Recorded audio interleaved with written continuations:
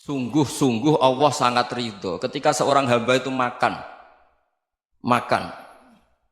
makan ketika sesuap nasi dia muji Allah, ketika minum seteguk nasi dia muji Allah.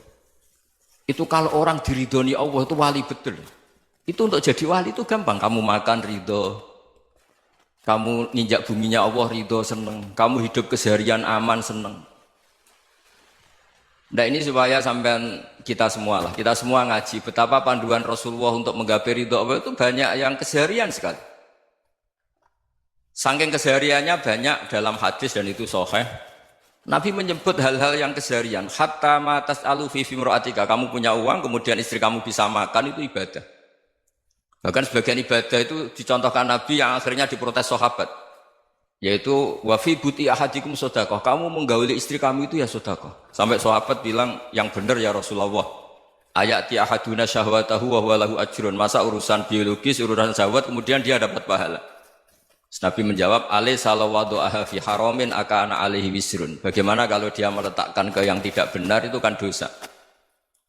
Nah, hal-hal seperti ini yang saya ingin teman-teman semua lah, semua. Saya juga agak ingin ngaji demi Anda juga agak ingin. Itu dosa sekali ngaji kok pesanan kelompok tertentu itu enggak boleh. Islam itu untuk semua. Jadi ya cuma karena di depan saya jenengan ya seakan-akan jenengan korbannya. Itu ada ilmunya dalam usul fikih itu. Jadi orang itu harus ngaji usul fikih. Nama yang disebut, mungkin Mas Sufyan masih ingat zaman ngaji usul fikih. Nama yang disebut itu tidak jaminan sebagai prioritas perintah. Jadi misalnya gini, kebetulan yang di depan Nabi itu Abu Dzar. Nabi ya bilang, ya Abu Dzarin ini uhibbuka misalnya, atau ya Mu'ad ini uhibbuka, atau ya Abu Hurairah ini uhibbuka misalnya. Banyaklah riwayat yang Nabi nyebut ya Abu Dzarin, ya Mu'ad, ya Abu Hurairah. Kemudian misalnya Nabi meneruskan khitab, ini uhibbuka, saya mencintai kamu, fakul dubur sholatin, atau sebagian riwayat disebut falatadaan la dubura kulli sholatin, Allahumma inni ala dzikrika wa syukrika wa husni ibadatik. Saya mencintai kamu, siapa saja, Mu'ad bisa, Abu Dzar bisa siapa. Saya mencintai kamu, mohon kalau habis sholat kamu jangan lupa wiridan Allahumma inni ala dzikrika wa syukrika wa husni ibadatik. Ya Allah, tolong kami permudah supaya mudah ingat engkau. Anda tidak bisa mentang-mentang, wong nama saya Parmin, nama saya Purnomo, itu yang diperintahkan Mu'ad misalnya. Jadi yang disebut satu, tapi khitab itu untuk siapa saja. Saya teruskan. Jadi saya mohon semua kita melakukan kebaikan itu, kalau dalam kaidah fikih disebut al-yakin la yuzalu bisyak. Banyak kebaikan yang kebenarannya itu 100%. Tidak punya efek samping ke pihak lain, ke kelompok lain, ke komunitas lain. Yaitu tadi misalnya Anda makan, dan itu murah sekali, hanya butuh satu piring. Setiap punyaan kamu muji Allah, setiap minum kamu muji Allah. Itu redaksinya Rasulullah SAW disebut, Allah sangat ridho ketika seorang hamba makan, kemudian dia memuji Allah. Atau minum, kemudian dia muji Allah. Logikanya gampang, negara seperti ini yang kamu harapkan bentuknya kayak apa, mertua, ipar, komunitas, tetangga, itu nyata terjadi itu kan belum pasti. Sementara yang mesti terjadi adalah kamu butuh makan, kalau tidak mati. Butuh minum, kalau tidak mati. Butuh bumi yang nyaman ditempati, kalau tidak kita juga mati. Sebab itu Allah kalau menyebut nikmatnya itu hal-hal yang keseharian. Alladzi at'amahum min ju'. Allah itu siapa? Allah itu yang menciptakan kamu bisa makan.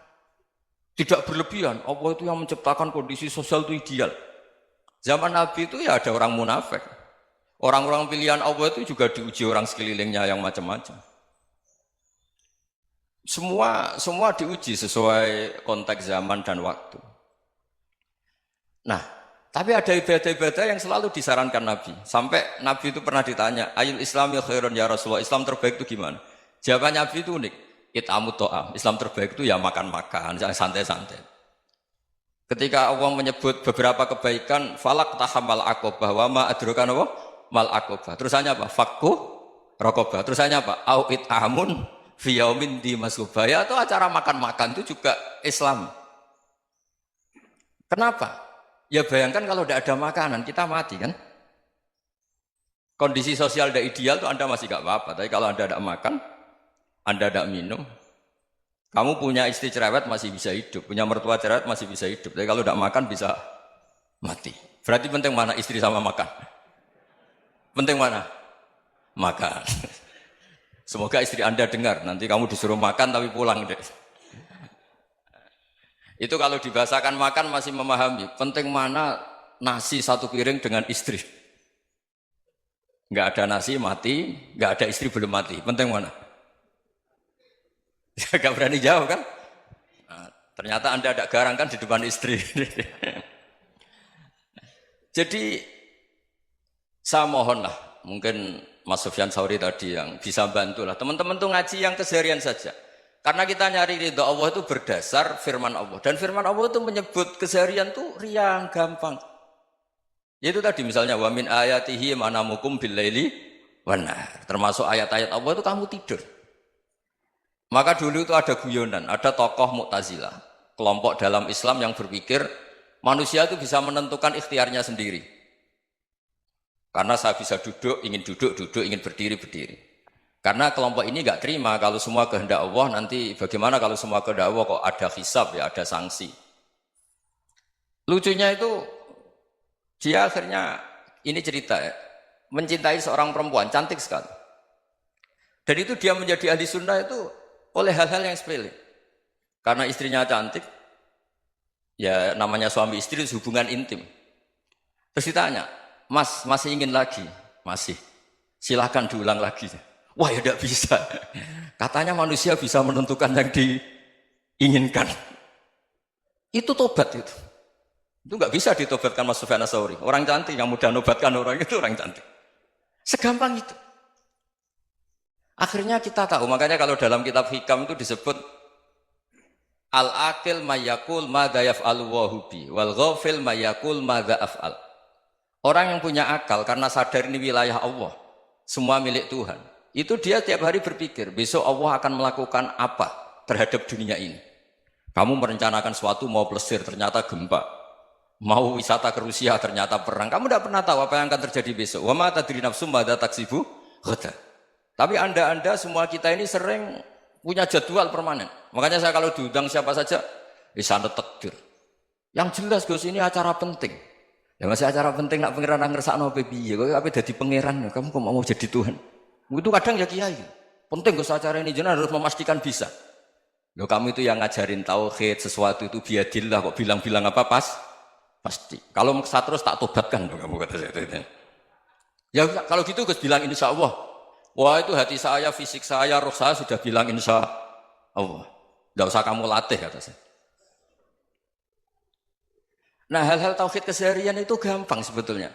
Wal ghafil yaqulu madza af'al. Tapi orang yang lupa Allah dia setiap hari bilang besok apa? Kita bisa melakukan apa? Seakan-akan dia itu aktor, dia penting, dia subjek permanen, dia. Padahal kita ini hanya objek kehendak Allah Subhanahu wa taala. Karena kita yakin sesuatu yang terjadi di alam raya ini kita tidak bisa apa-apa. Makanya saya sering ngaji, sering bilang saya, ketika Anda mensifati Allah, dia yang menghidupkan. Sudah itu tanamkan, sehingga ketika kita mati, santai saja. Kenapa santai? Allah punya cara menghidupkan kita. Zaman kita hidup juga gak tahu caranya ngelola jantung, ngelola paru-paru. Kamu juga gak tahu ngelola oksigen yang tidak beracun, tidak mengandung polusi. Tahu-tahu hidup. Gak ingin tua ya tahu-tahu tua, gak ingin mati tahu-tahu mati. Selama ini kita hidup juga agak tahu apa sebetulnya. Hanya gaya tok, punya jadwal, punya planning.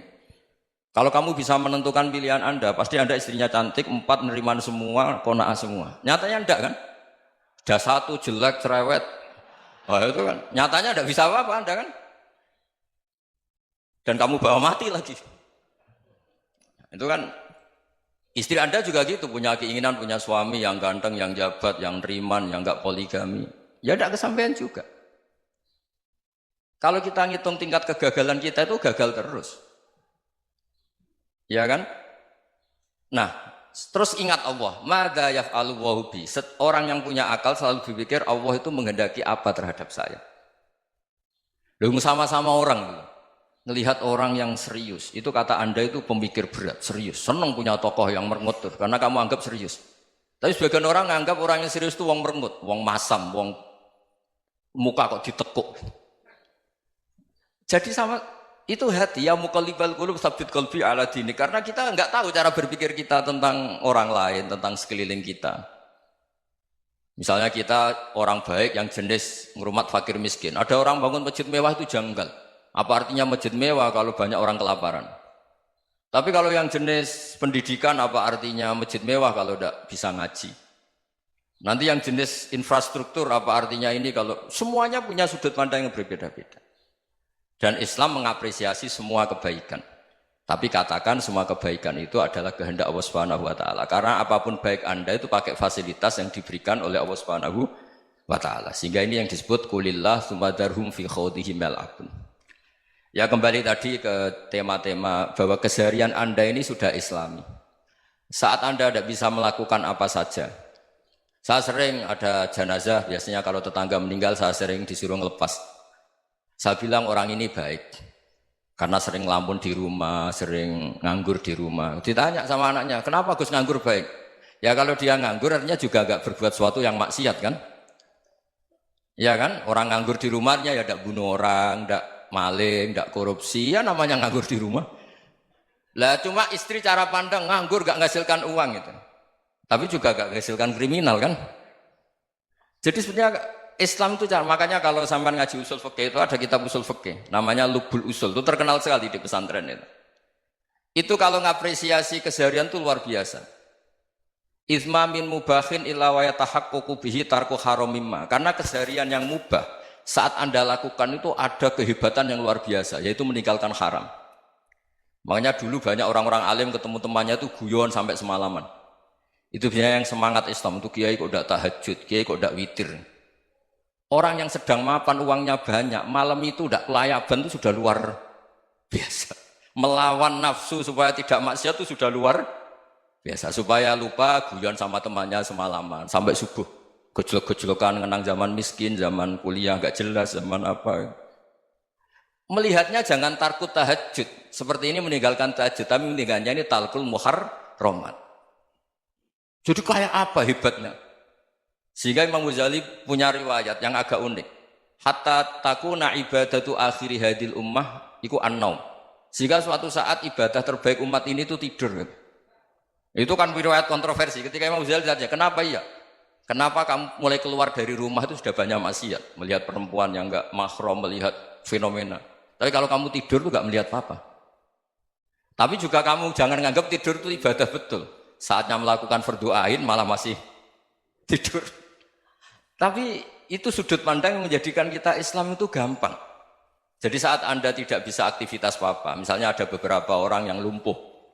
Lumpuh itu memang nggak bisa Jumatan, nggak bisa ibadah, tapi dia juga nggak bisa maksiat. Tidur itu memang Anda saat itu tidak bisa tahajud, tidak bisa witir, tapi saat itu ada zina, ada maling, tidak gosipkan orang, tidak bully orang, tidak menanamkan kebencian, tidak hasud. Sehingga tidur menurut Allah Ta'ala wa min ayatihi manamukum billaili apa? Wan-nahar. Karena di tidur itu selain ada unsur istirahat, jaga kestamina, juga ada unsur meninggalkan beberapa keburukan. Nah saya mohon ibadah yang keseharian ini kita jaga. Supaya kita semua baca ayat itu fasih. Fasih itu tertanam di hati. Allah itu siapa? Alladzi at'amahum min ju'i wa amanahum min khauf. Dan Allah kalau cerita di Quran itu anna sababnal ma'a sabba thumma syaqqaqnal ardha wa syaqqa fa ambatna fiha habba wa inaba wa qadba wa zaituna wa nakhla wa hadaika hulba. Kamu tahu saya ini siapa kata Allah? Saya ini adalah Tuhan yang menurunkan air. Kemudian ada tanaman banyak. Habba wa inaba wa qadba, ada zaitun, ada tin, kalau orang Jawa mungkin ada tela, ada padi, ada mangga, ada pisang. Sudah. Wa inaba wa zaituna wa nakhla wa hadaika hulba. Ada perkebunan yang lebat. Tujuannya apa? Mata Allahkum, silahkan kamu pakai, kamu nikmati. Tapi karena kadang kita ini punya ide-ide besar. Tadi untuk syukur saja nunggu punya istri riman, rumah baik, tetangga baik, komunitas baik, semuanya baik baru syukur. Lama-lama nanti ada di surga, syukurnya nunggu surga paling kelas A. Itu sudah ada yang menghuni Rasulullah, kamu nggak boleh di situ. Masa untuk syukur saja? Repotnya Masya Allah. Jadi mohonlah Quran yang kalau Anda hafalkan juz sama itu kan ada ayat-ayat yang kayak tadi. Ya, fal yanzuril insanu ila ta'ami. Coba lihat. Apa yang kamu makan ya? Dari mana? Dan untuk mempertahankan hidup kamu keseharian. Jadi jangan kira ibadah itu harus membentuk komunitas yang versi Anda. Ibadah itu harus yang hal yang mulu-mulu. Kesehariannya Anda alami. Loh ini saya tidak bikin-bikin. Saya ngaji bukan karena berdasar pesanan. Itu ayat yang saya baca kan betul ada ayatnya kan. Fal yang dzuril insanu ila tu'ami. Anna soba penal ma'ah sobba. Thumma syaqaqnal ardo syaqqa. Fa'ambasna fiha habba wa inabau wa qodba wa zaitunau wa nakhla wa hadaika khulba. Terusannya apa? Mata'al lakum. Silakan kamu nikmati. Mata itu silakan kamu nikmati. Ya kayak sampean dikasih hidangan ya makan. Ya sudah makan. Habis makan ya minum. Habis itu ngantuk ya tidur. Ya sudah normal-normal saja. Kayak apa indahnya Islam. Tapi Anda mencari Islam yang gimana lagi? Nah itu yang diajarkan guru-guru kita, diajarkan sanad kita sampai Wali Songo, sampai Rasulullah SAW. Bahwa pada akhirnya ada jihad, ada perang. Itu dulu memang perang, bukan membunuh. Beda. Dulu kita dijajah Belanda ya perang, dan itu normal karena kita dijajah. Jadi ketika orang lain ingin baik sama kita, wa in ahadum minal musyrikin astajaroka ya fajirhu hatta yasma'a kalam Allah. Kalau mereka ingin baik ya kita baik. Makanya ada istilah musta'man, mu'ahad. Kalau mereka ingin damai, berdampingan dengan kemajmukan ya itu yang lebih baik. Karena memang Islam menghormati proses perdamaian. Wa in janahu lis-salmi ya fajnah lah. Kalau ingin damai ya kita harus